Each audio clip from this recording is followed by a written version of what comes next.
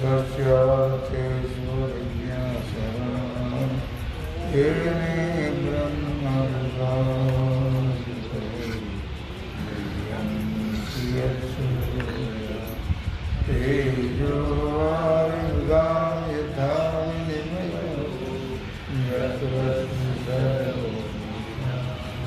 धाम्ना स्वेन सदा निरस्तकुहकं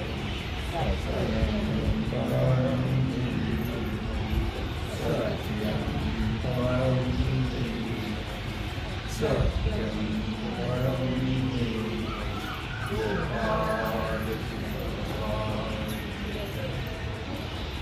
ऐकता कौतुके कानातीत निगती मुखे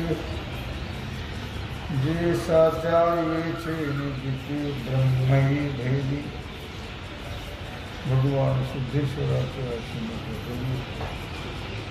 श्री रुक्मिणी पांडुरंगाच्या चरणाजवळ बसून श्री सद्गुरु ज्ञानेश्वर महाराज, श्री जगद्गुरु तुकाराम महाराज, श्री संत एकनाथ महाराज यांच्या चरण सानिध्यामध्ये आपण सर्वजण मिळून महान ग्रंथराज ज्ञानेश्वरीच्या 16व्या अध्यायाच्या 119 ओळीचा आपण विचार करतो आहोत.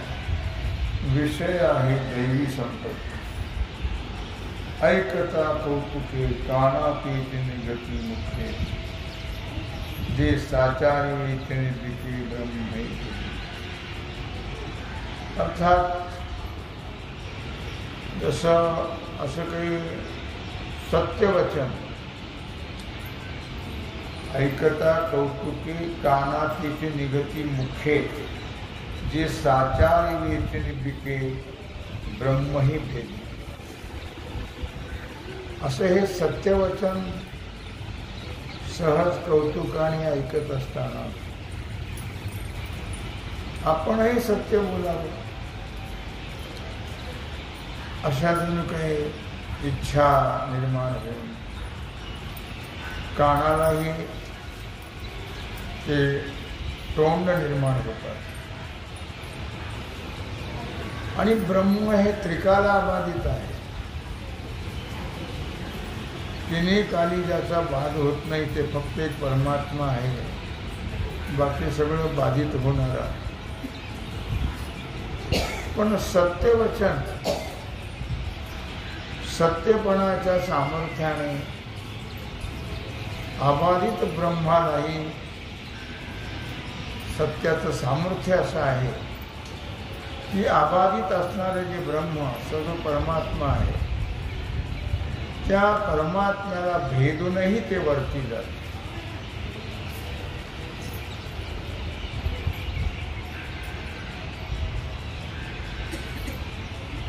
किंवा जे सत्यवचन ब्रह्माचाही गूढपणा गुह्यत्व जे आहे ते नाहीसे करून ब्रह्माला उघड करते.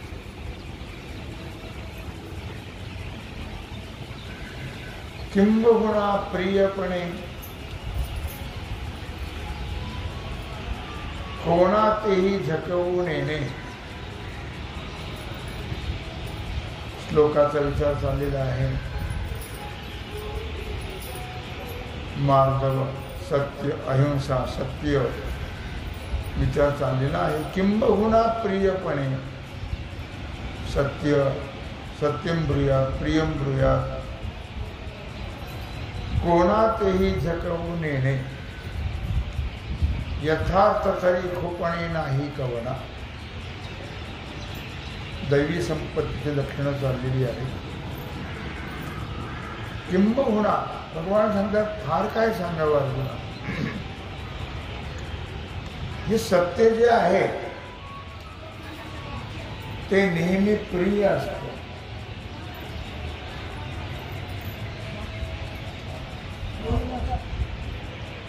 सत्य हे नेहमी प्रिय असतं. आणि अर्थातच आपल्या प्रियपणाने सत्य जे आहे ते आपल्या प्रियपणाने कोणालाही फसवण्याचं जाणत नाही. सत्य हे प्रिय आहे. सत्य नेहमी प्रियच असते, पण ते आपल्या प्रियत्व या गुणाने ते कोणालाही फसवत नाही. तसंच सत्य हे यथार्थ असते. सत्यामध्ये कुठल्याही प्रकारची बाधा नसते. पण यथार्थपणाने कोणाच्या मनाला ते खुपत नाही. सत्य. बाकी असत्य हे दूषित आहे, बाधित आहे, दुःख देणारे आहे. एरवी गोरी किर काना गोड, परी साचाच्या पाखाळी किड. आगीचे करणे उघड परी जळवते साच. एरवी गोरी किन काना गोड. गोरी म्हणजे पारध्याचं गाणं. जंगलामध्ये हरणं पकडण्याकरता जेव्हा जातात तेव्हा ते एक वाद्य वाजवतात.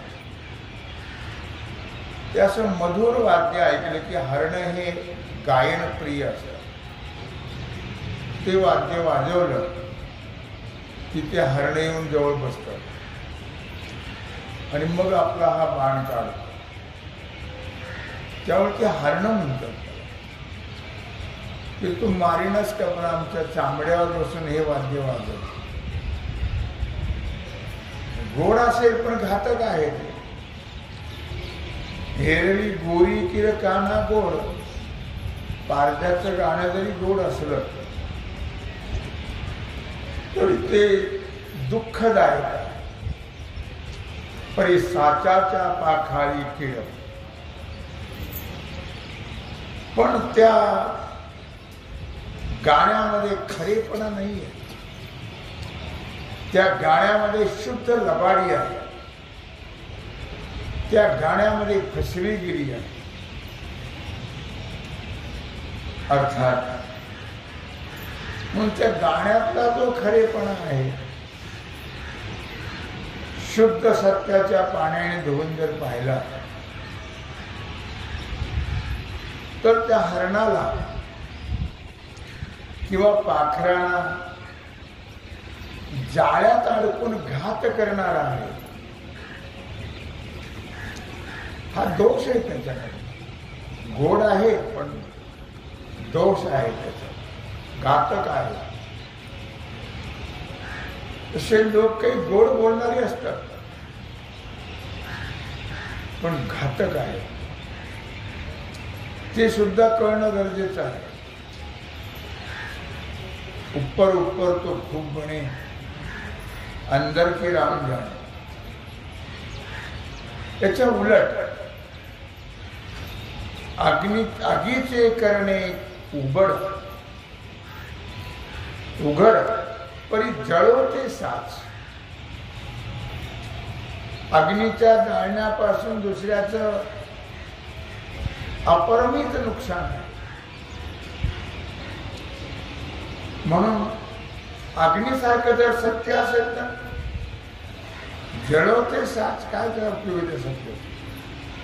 जर ते दुसऱ्याचे नुकसान करत असेल तर त्या सत्याला महत्व नाही.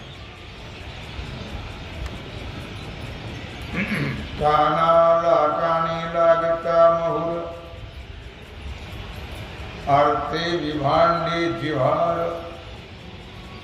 ते वाचा नवे सुंदर लावची पा. कानी लागता महुर अर्थे विभांडी जिव्हार. एखाद्या गरीब स्वभावाच्या या माणसाला त्याच्याकडून प्रमादाने काही कामामध्ये चुका होतात तर त्याला कुत्सितपणाने वा फार शहाणा दिसतो. फार शहाणा दिसतो म्हणजे शहाणा त्याला म्हणणे चांगुलपणाचं आहे का वाईट? वाईट आहे, कुत्सितपणाचं बोलणं आहे. मग ते शब्द जरी कानाला बरे वाटले तरी त्या शब्दामध्ये एक दुःख देण्याचं कारण आहे. त्याचा मर्मभेद करण्याचे ते शब्द आहे. म्हणून त्या शब्दाला फारसं महत्व नाही. अंतःकरणाला दुःख देणारे शब्द असतात, ते चांगले जरी वाटले तरी ते दुःखकारक असतात. त्यावेळी ती वाणी सुंदर नाही आहे, तर ती वाणी लावची पान. ती वाणी म्हणजे हडळ आहे, हडळ. त्या वाणीला काही फारसं महत्व नाहीये. प्रिय सत्य असावं आणि प्रिय असावं. सत्य असेल पण ते जर मर्मभेदी असेल तर त्याला महत्व नाहीये. परी आहिती कोपोणी सोप, लालणी मऊ दैसे पुष्प, ते मातीचे स्वरूप दैसे का होय. परी आहिती कोपोणी सोप. परंतु एखादी गोष्ट करण्यामध्ये बाळाचं जर कल्याण असेल, आई त्याच्यावर रागवते. आईचं रागवणे मर्मभेदी असतं का? नाही. आईचं रागवणे हितकारक आहे, कल्याणकारक आहे. तिचं रागवणं खोल नाही आहे का? नेहमी आई जी रागवते ते आपल्या चांगल्याकडे. संत सद्गुरू जे रागवतात ते आपल्या कल्याण करतात, चांगल्या. आई बाळाचे लाड करण्याचे जाणते. तिचे शब्द म्हणजे कोमल फुलच असतात. तो मातेचा एक भाव आहे, ते प्रेम आहे. जरी रागवले तरी ते येतो हिताचा कळवळा. एक हिताची कळकळ आहे. लेकुराचे हित वाहे माऊलीची चित्त, ऐशी कळवळ्याची जाती करी लाभावी न. तसे शब्द जे आहेत त्या शब्दामध्ये फार फरक आहे. तैसे श्रवण सुख चतुर, परिणामो निसाचार, बोलणे जैसे अविकार ते सत्य येथे. तैसे श्रवण सुख चतुर. जे शब्द आपण ऐकतो, ज्या शब्दाचं आपण श्रवण करतो, लक्षात ठेवा, ते बोलणं नेहमी कल्याणकारक असावं. आईचं बोलणं, संतांचं बोलणं हे कल्याणकारक आहे. जरी त्या शब्दामध्ये कठोरता असेल, एखाद्या वेळी आई जरी रागवली असेल तर तिच्या रागवण्यामध्ये एक जिव्हाळा आहे. तिच्या रागवण्यामध्ये कल्याण आहे. तसं संत जरी रागवले तरी त्यांच्या रागवण्यामध्ये जीवाचं कल्याण आहे. संत कधीही कोणाला विनाकारण रागवत नाही. केवळ जीवाचं कल्याण हो या नात्याने ते बोलतात. कल्याणाबद्दल कोमलता, कानाला सुख देण्याबद्दल कुशलता आणि परिणामी अबाधित मोक्षफल, असे हे शास्त्र आणि संतांचे वचन आहे. आणि म्हणून ते सत्य आहे. त्याच्यामध्ये कुठल्याही प्रकारे कपट नाही आहे. त्या शब्दामध्ये खोटेपणा नाही आहे. त्या शब्दामध्ये दोष नाही आहे. ते शब्द जे असतात ते निर्विकार असतात, विकार रहित असतात. हे सत्य हे दैवी संपत्तीचं लक्षण आहे. आता घालिता पाणी जैसी पाषाणी न निघे आणि काम मथिलिया लोणी कांजी नेली. आता घालिता ही पाणी. आता अक्रोधाचं लक्षण सांगताय. अक्रोध, क्रोध रहित असणं. घालिता ही पाणी जैसी पाषाणानं निघे आणि दगडावर किती पाणी टाकलं म्हणजे त्या दगडाला धार निर्माण होईल, किंवा दगडावर किती पाणी टाकलं म्हणजे त्याला अंकुर फुटेल. अंकुर फुटणार नाही लक्षात. किंवा का मथिलिया लोणी कांजी नेदी. कितीही अशा प्रकारे पेज आहे. पेज, कांजी म्हणजे पेज. त्या पेजेचं किती घुसळण केलं म्हणजे लोणी निघेल नाही. त्वचा पाये श्री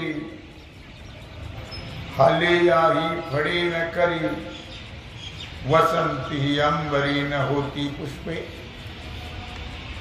वेदांत तत्वाचा विचार 15व्या अध्यायापर्यंत केलेला आहे. तिथं मात्र अगदी 15 अध्यायापर्यंत उत्कृष्ट अध्यात्म तत्व सांगितले. या अध्यायामध्ये दैवी संपत्ती काय, मनुष्य कशाला म्हणतात, असुर कशाला म्हणतात याचा विचार सांगत आहे. 17व्या अध्यायामध्ये 3 प्रकारची श्रद्धा सांगितली आणि 18व्या अध्यायामध्ये सर्व गीतेचं अवतरण सांगितलेलं आहे. 18वा अध्याय नव्हे, एक अध्यायी गीताची आहे. तेव्हा या ठिकाणी दैवी संपत्तीचा विचार सांगतात.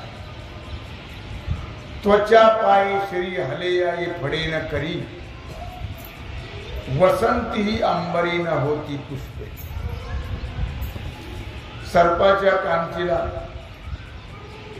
किती मारलं म्हणजे तो धावत येईल आपल्या अंगावर. जी कातंगी असते त्या कातणीला किती मारलं तर धावत येणार नाही. हलेया ही फळे न करी वसंती ही अंबरी न होती पुष्पे. वसंत ऋतूमध्ये झाडाला फुलं येतात त्या आकाशाला, झाडाला. वसंत ऋतू जरी असेल तरी आकाशाला फुलं येत हो नाहीये. नाना रंभेचे रूपे सुखी नुठी देची कंदर्पे का भस्मी वन्नी न उद्दीपे घृते ही देवी. नाना रंभेचे निरूपे. ज्यावेळी भगवान शुकाचार्य तपश्चर्या करत होते त्यावेळी ती इतकी तपश्चर्या की इंद्राचं आसन हलू लागलं. इंद्राला भीती निर्माण झाली. न जाणो काय सांगणार याच्या मनामध्ये. याने माझं सिंहासन घेतलं तर म्हणून इंद्राने रंभा नावाची अप्सरा पाठवली.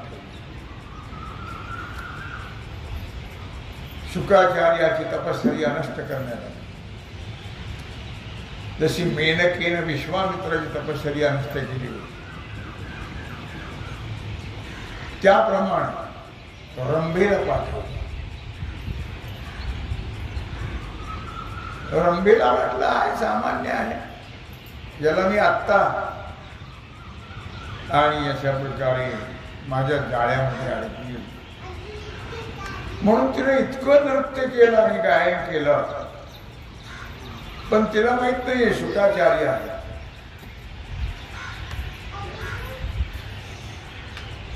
झालं अशा प्रकारे ती नृत्य गायन करते आहे. पण शुकाचार्याने डोळा सुद्धा उघडला नाही. सुंदर नृत्य, सुंदर गायन. रंभा आहे ती.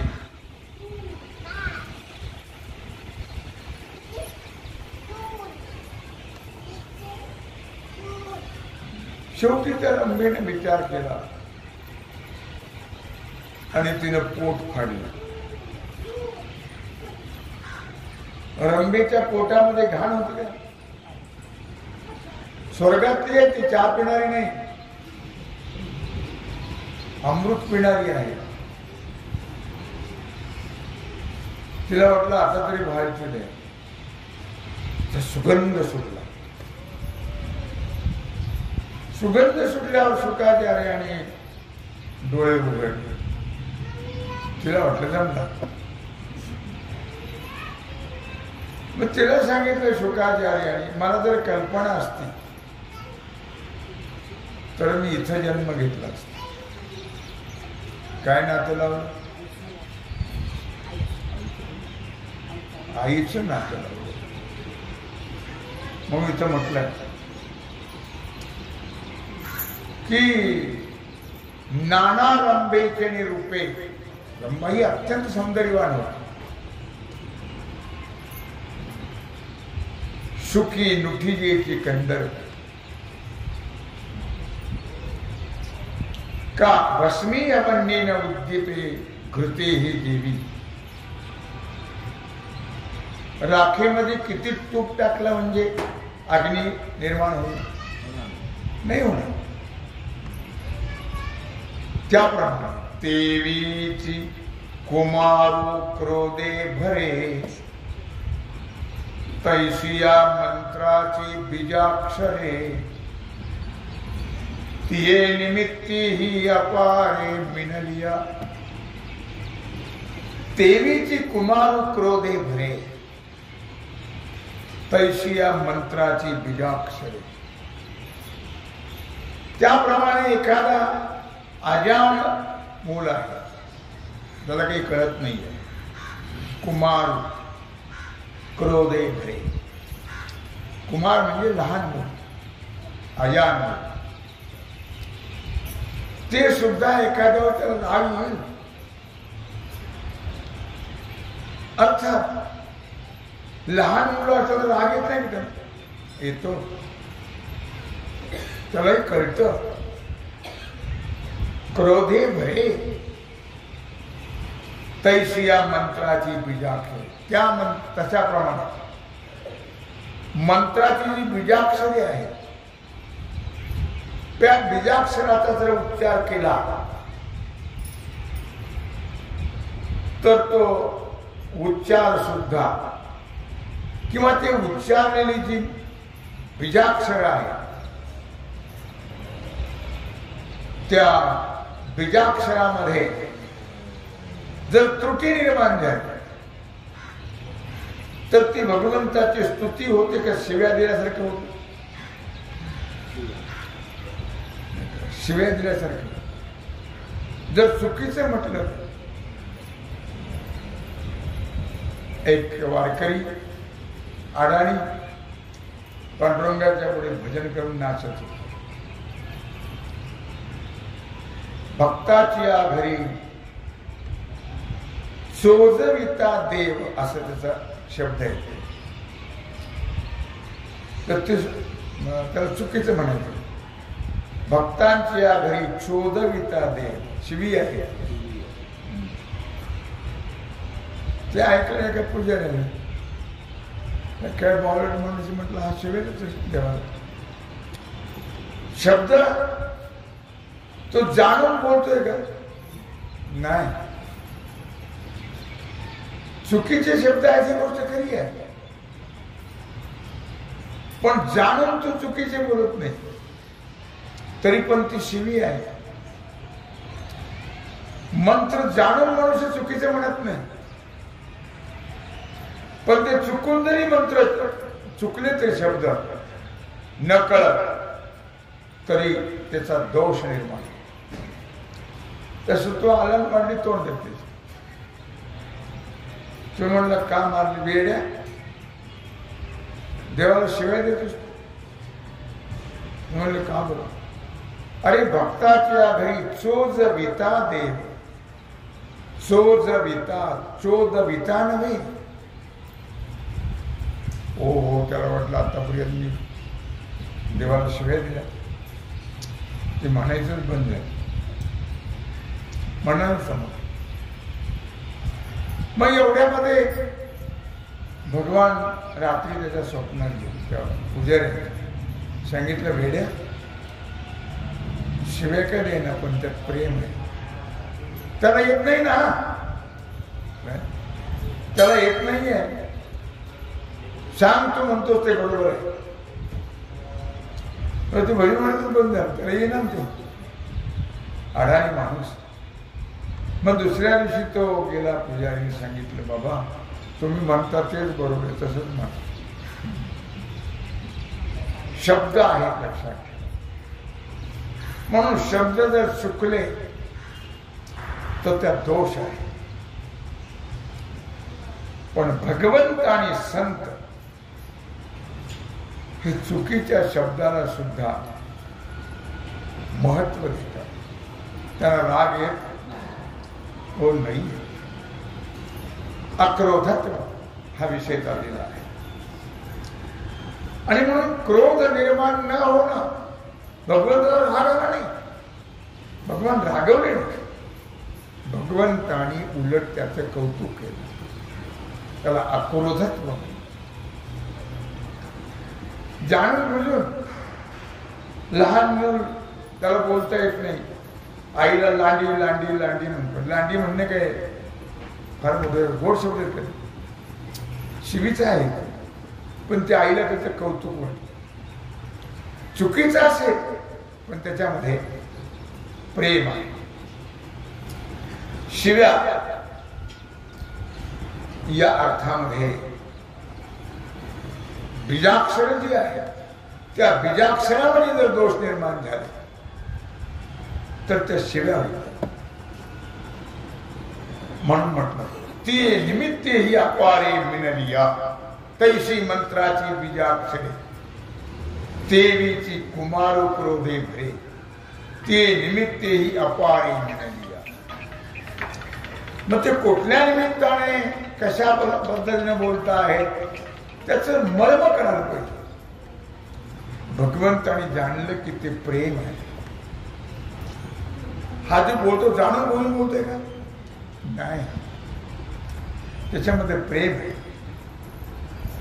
त्यामुळे भगवान संत सद्गुरू चुकीचं बोललं तरी त्याचं कौतुक करतात.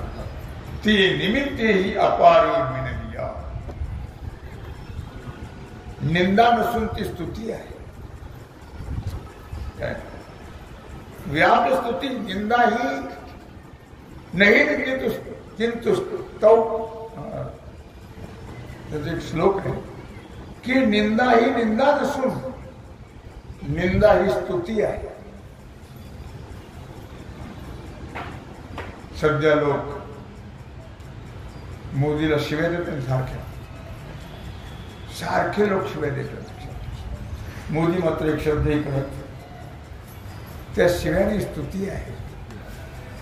या शिव्या देणार ते कळणार तर काय करा. याचं महत्व वाढवणं आहे. जेवढा तुम्ही द्वेष करा तेवढं ते महत्व वाढलं. एक शब्दाची खुबी आहे ती लक्षात घ्या. नाही निंदंती किंतु स्तौती. ती निंदा नसून ती काय आहे? स्तुती आहे. या ठिकाणी वेदमंत्राचा जो ओंकार वगैरे आहे, हे ओंकार जो आहे तो बीजाक्षर आहे. अर्थात त्या बीजाक्षराच्या ठिकाणी चुकीचं जर तो म्हटलं तर त्याच्यामध्ये देवाची स्तुती होत नाही, देवाची निंदा होत.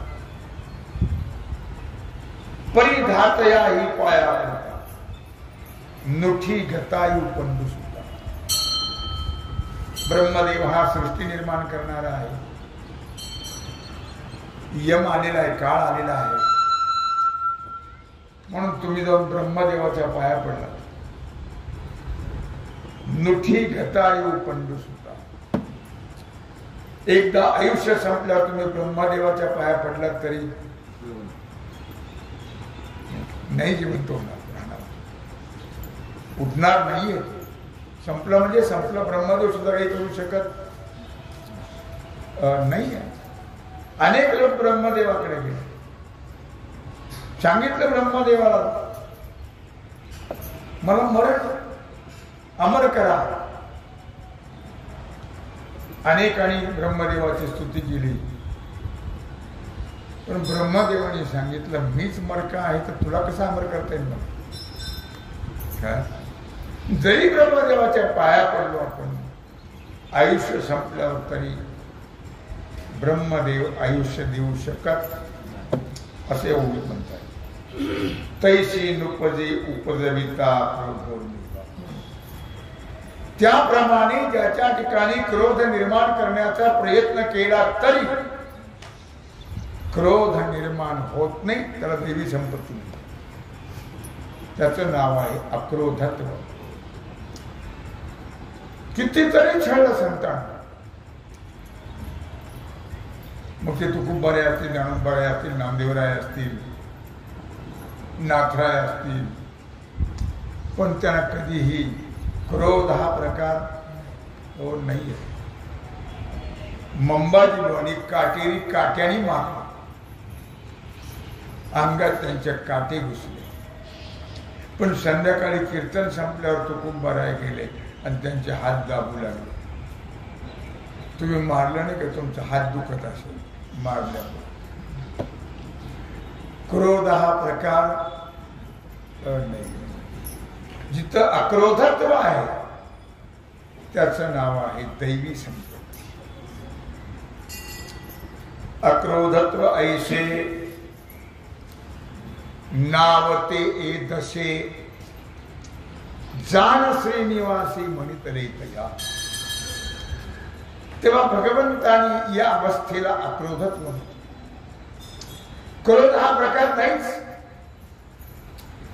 प्रयत्न केले क्रोध निर्माण करण्याचा तरी त्याला क्रोध कधी निर्माण होतच. त्याला म्हटले काम क्रोध बंदी खाणी. तुका म्हणे दिले दोन्ही इंद्रियाचे धनी आम्ही झालो गोसावी. अक्रोधत्व व्यवहारात असं घडत. बायकोने मारलं तरी हा हसत राहत. अक्रोधत्व. क्रोध येच हो नाही लक्षात काय. अक्रोधत्व ऐसे नावते दशे जाण श्रीनिवासी म्हणितली तया. आई रागवली तर राग येतो, बायकोने मारलं तर हसत राहत. अक्रोधत्व. तेव्हा अक्रोधाचं लक्षण म्हणजे दैवी संपत्तीचं लक्षण या ठिकाणी भगवान अर्जुनाला सांगता आहेत. तेव्हा झालेली सेवा भगवत चरणी समर्पित करून राहिला जो सेवेचा भाग आहे तो आपण उद्या करू. कुंडली गवरदा श्री ओम नमः.